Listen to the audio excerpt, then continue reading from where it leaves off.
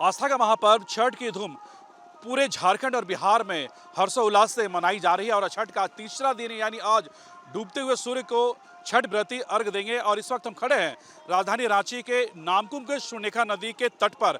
इस तट पे पिछले 50 सालों से छठ का त्यौहार धूमधाम से मनाया जा रहा है, क्योंकि एक ऐसी ये नदी है, बहती हुई नदी सुर्णरेखा नदी, जो इस बहती हुई नदी की एक अलग ही परंपरा रही है। और लोग इस नदी पर, इस घाट पर दूर दराज से छठ पूजा के दौरान छठ व्रती यहाँ पर पहुँचते हैं और यहाँ पे मुकम्मल व्यवस्था जो यहाँ के लोग हैं उनके तरफ से किए जाते हैं।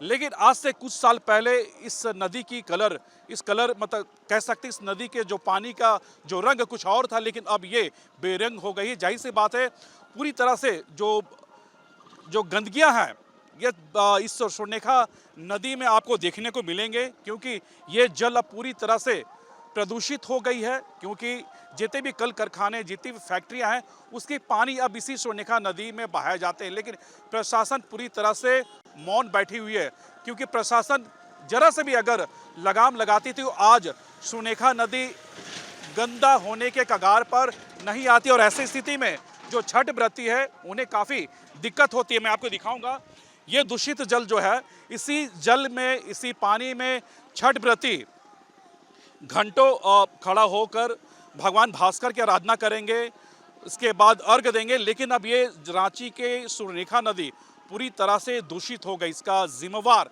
कहीं ना कहीं आम लोग हैं, जो यहाँ के प्रशासन है उसकी भी एक जिम्मेवारी बनती है कि जो कल कारखाने, जो फैक्ट्रियाँ हैं, जो उसकी दूषित पानी है उसे किस तरह से रोके। अगर वो रोकते तो शायद आज सुर्णरेखा नदी का पानी का रंग ये नहीं होता। हालांकि देखिए, कुछ छठ व्रती हम उनसे भी बात करेंगे कि ये पिछले कई सालों से यहाँ पर आ रहे हैं। आप कितने सालों से आपके घर में छठ का त्यौहार हो रहा है, क्या आप कर रहे हैं? क्या हम लोग 90 से कर रहे हैं छठ पूजा, और इस बार मैं भी किया हूँ।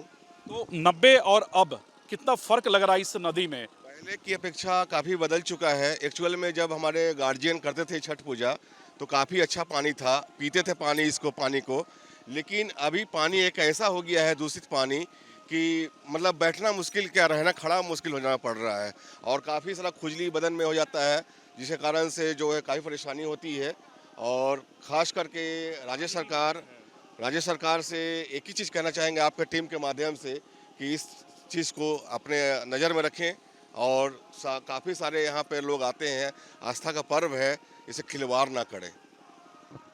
यहाँ के कमेटी के लोग तो काफ़ी प्रयास करते हैं इसे शुद्ध करने के सबसे लिए। बड़ा बात है, इनमें महत्वपूर्ण योगदान है स्टैंड रोज क्लब के। जितने भी सदस्य हैं काफ़ी दिनों से प्रयास कर रहे हैं और बहुत अपना परिश्रम करके इस जल को दूषित से दूषित करते, मतलब बहुत अच्छा प्रयास किए हैं यहाँ पे। आज कुछ कमेटी के लोग हैं, हम उनसे ये बात करते हैं। आप जरा इधर आए, ये बताएं कि पिछले आप लोग लगभग 50 सालों से आप लोग यहाँ पे करते आ रहे हैं आयोजन, लेकिन पहले की सुर्णरेखा नदी और आपकी सुर्णरेखा नदी में कितना अंतर है?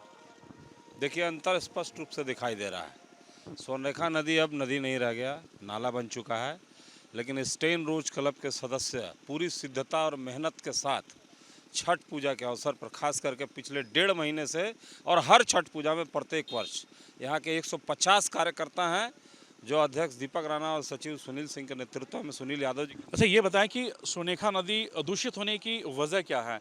क्योंकि आप लोग तो मेंबर हैं, आप लोग कंप्लेन प्रशासन को तो करते ही होंगे। देखिए, दूषित होने का मेन वजह है लोगों के घरों का पानी सीधा सुर्णरेखा नदी में उतरता है, जो उनके लेटरिन बाथरूम का पानी। मैं स्पष्ट रूप से कहना चाहूँगा कि पिछले 22 वर्षों में कम से कम झारखंड बनने के बाद सुर्णरेखा नदी को बचाने का जो भी प्रयास हुआ वो ईमानदारी पूर्वक नहीं था।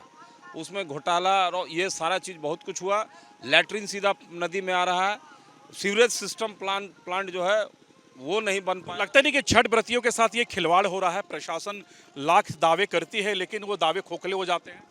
प्रशासन के द्वारा हम लोग का यही एक मांग रहेगा कि इतना बड़ा महापर्व है, इसके लिए उन लोगों को बैठ के इसके विचार करना चाहिए, ताकि आने वाले समय में छठ व्रती अपना आराम से आए और घाट घाट में पूजा करके चले जाए। प्रशासन के द्वारा अगर सही रूप से काम किया जाएगा तो कल के जैसा आज भी सुर्णरेखा नदी दोबारा हो सकता है। बस ज़रूरत है सभी प्रशासन के लोगों को जागने का। कितने सालों से आप लोग आयोजित करते आ रहे हैं? हम लोग यहाँ 50 साल से अपने नेतृत्व में कर रहे हैं, उससे पहले हमारे भैया लोग क्या करते थे।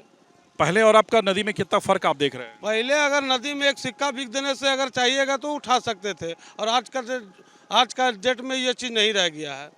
बस हमारा प्रशासन, यानी आस्था के साथ कहीं ना कहीं खिलवाड़ हो रही है ये, हाँ, आस्था के साथ एकदम सच्चा खिलाड़। और नदी का मान्यता ही एक अलग है कि क्योंकि इकलौता नदी है, बहता हुआ नदी एक ही है रांची में, स्वर्णरेखा नदी, इसका एक अलग ही महत्व है।